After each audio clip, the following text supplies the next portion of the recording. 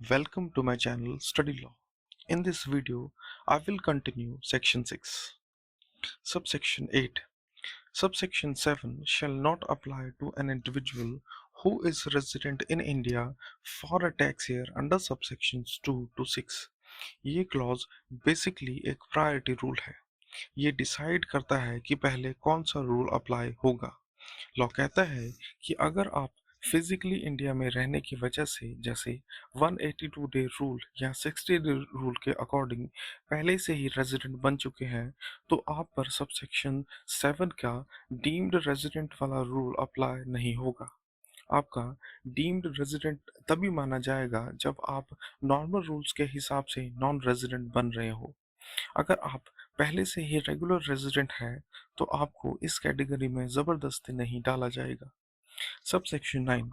A Hindu undivided family, firm, or other association of persons shall be resident in India in any tax year unless the control and management of its affairs is situated wholly outside India during such tax year. अब तक हम सिर्फ individuals की बात कर रहे थे, पर जब बात एचयूएफ, पार्टनरशिप फर्म या एओपी की आती है तो लॉ बदल जाता है। इनके लिए कानून कहता है कि ये ऑटोमेटिक रेजिडेंट मानी जाएंगी जब तक कि इनका कंट्रोल एंड मैनेजमेंट पूरी तरह से इंडिया के बाहर से ना चल रहा हो। अगर बिजनेस की एक भी इम्पोर्टेंट मीटिंग या एक भी बड़ा डिसीजन इंडिया में बैठकर लिया गया है तो वो पूरी एंटिटी इंडिया की रेजिडेंट कहलाएगी और उस पर टैक्स लग जाएगा। Subsection 10 A A company is said to be a resident in India in any tax year if 1. It is an Indian company or 2. Its place of effective management is in India in that tax year. अब आते हैं companies पर। एक company India की resident कब कहलाएगी? इसके लिए कानून ने दो क्लियर ऑप्शंस दिए हैं। फर्स्ट ऑप्शन, अगर वो एक इंडियन कंपनी है यानी उसका रजिस्ट्रेशन इंडिया में हुआ है तो वो बिना किसी कंडीशन के ऑटोमेटिक इंडिया की रेजिडेंट है। सेकंड ऑप्शन, लेकिन अगर कोई फॉरेन कंपनी है तो उसका स्टेटस चेक करने के लिए प्लेस ऑफ इफेक्टिव मैनेजमेंट देखा जाता है। B. For the purposes of this subsection, place of effective management means a place where key management and commercial decisions necessary for the conduct of business of the company as a whole are in substance made.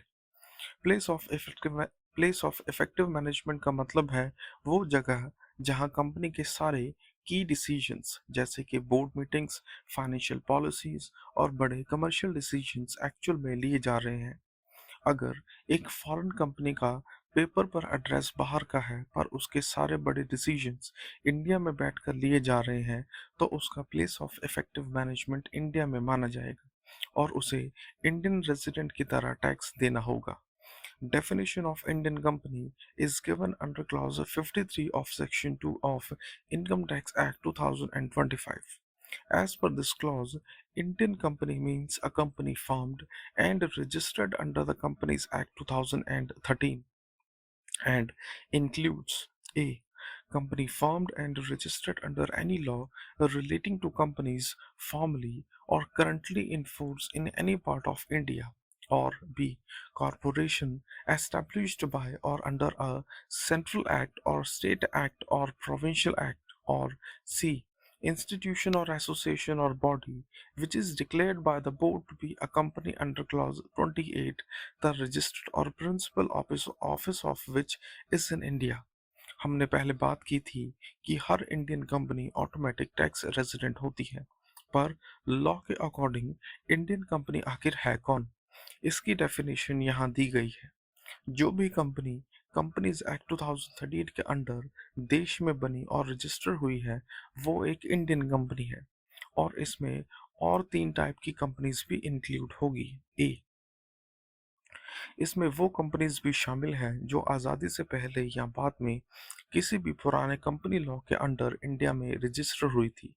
B, government corporations, इसमें वो बड़ी सरकारी corporations भी आती हैं जो किसी central act या स्टेट एक्ट के पास होने से बनी हैं जैसे एलआईसी या एसबीआई। सी, स्पेशल बॉडीज, अगर कोई ऐसी इंस्टीट्यूशन या एसोसिएशन है जिसे सीबीडीटी ने खुद कंपनी डिक्लेयर किया हो तो वो भी इसमें शामिल है। लेकिन इन सब के लिए एक सबसे बड़ी कंडीशन ये है कि उनका रजिस्टर्ड और प्रिंसिपल ऑफिस इंडिया के अंदर ही होना चाहिए। Subsection 11. Every other person is a resident in India in any tax year unless during that tax year the control and management of its affairs of such person is situated wholly outside India.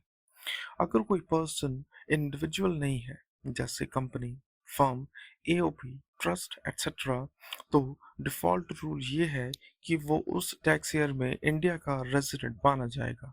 सिर्फ एक exception है, अगर उसके affairs का control and management पूरी तरह India के बाहर हो तो वो रेजिडेंट नहीं माना जाएगा। Subsection 12. If a person is resident in India in a tax year for any source of income, he shall be deemed to be resident in India in that tax year for each of his other sources of income.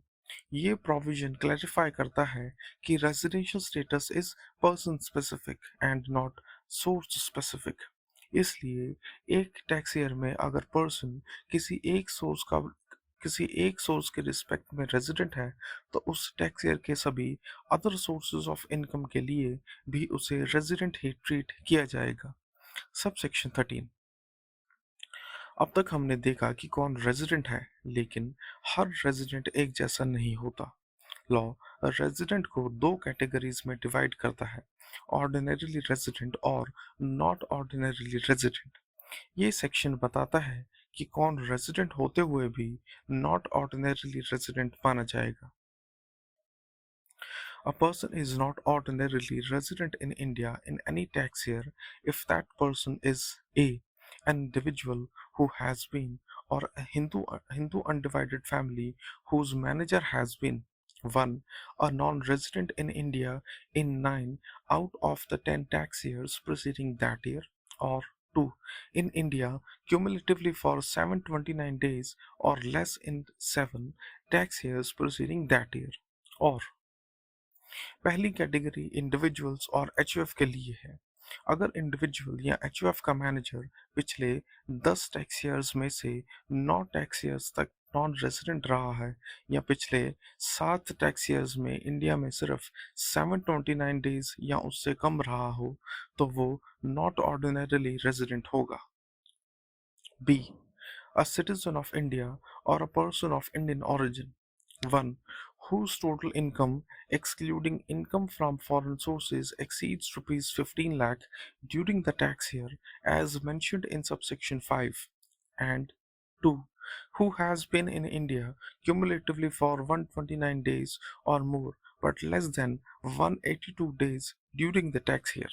Or दूसरी category Indian citizens या persons of Indian origin के लिए है। अगर उनकी Indian income foreign source income को छोड़कर 15 लाख से ज़्यादा है और वो टैक्स ईयर में इंडिया में 129 दिन या उससे ज़्यादा लेकिन 182 डेज या कम रहे हो तो उन्हें नॉट ऑर्डिनरीली रेजिडेंट ट्रीट किया जाएगा। C. A citizen of India who is deemed to be resident in India under subsection 7. तीसरी कैटेगरी बहुत सिंपल है। जो इंडियन सिटीजन डीम्ड रेजिडेंट बनता है सबसेक्शन 7 के अकॉर्डिंग उसे law automatically not ordinarily resident treat करता है। Definition of non-resident is given under clause 72 of section 2 of Income Tax Act 2025. As per this clause, non-resident means a person who is not a resident and for the purposes of sections 161, 174 and 312 includes a person who is not ordinarily resident as per section 6 subsection 13. अब तक हमने resident और not ordinarily resident को समझा। अब सवाल उठता है कि नॉन रेजिडेंट कौन होता है। इसका आंसर सेक्शन 2 क्लॉज 72 देता है। सेक्शन 2 क्लॉज 72 कहता है कि नॉन रेजिडेंट का मतलब बहुत सिंपल है, जो रेजिडेंट नहीं है वो नॉन रेजिडेंट है। यानी लॉ ने नॉन रेजिडेंट की अलग से डिटेल्ड डेफिनेशन नहीं दी, बस रेजिडेंट की डेफिनेशन को उल्टा कर दिया। लेकिन इस डेफिनेशन में एक इम्पॉर्टेंट एक्सेप्शन भी दिया गया है, सेक्शंस 161, 174 और 312 के लिए। नॉट ऑर्डिनरली रेजिडेंट को भी नॉन रेजिडेंट के अंडर इंक्लूड किया गया है। Subsection 14. For the purposes of this section, income from foreign sources means the income which accrues or arises outside India, except income derived from a business controlled in or a profession set up in India and which is not deemed to accrue or arise in India. Income from foreign sources वो income है जो India के बाहर accrue या arise होती है और जो इंडिया में डीम्ड टू अक्रू और अराइज भी नहीं होती। लेकिन इस डेफिनेशन में एक इम्पॉर्टेंट एक्सेप्शन है। अगर फॉरेन इनकम किसी ऐसे बिजनेस से आ रही है जिसका कंट्रोल इंडिया में है या किसी ऐसे प्रोफेशन से आ रही है जो इंडिया में सेटअप हुआ हो, तो वो इनकम फ्रॉम फॉरेन सोर्सेज नहीं मानी जाएगी। This is Section 6 of Income Tax Act 2025. I hope you like my videos. Please subscribe to my channel. Thank you.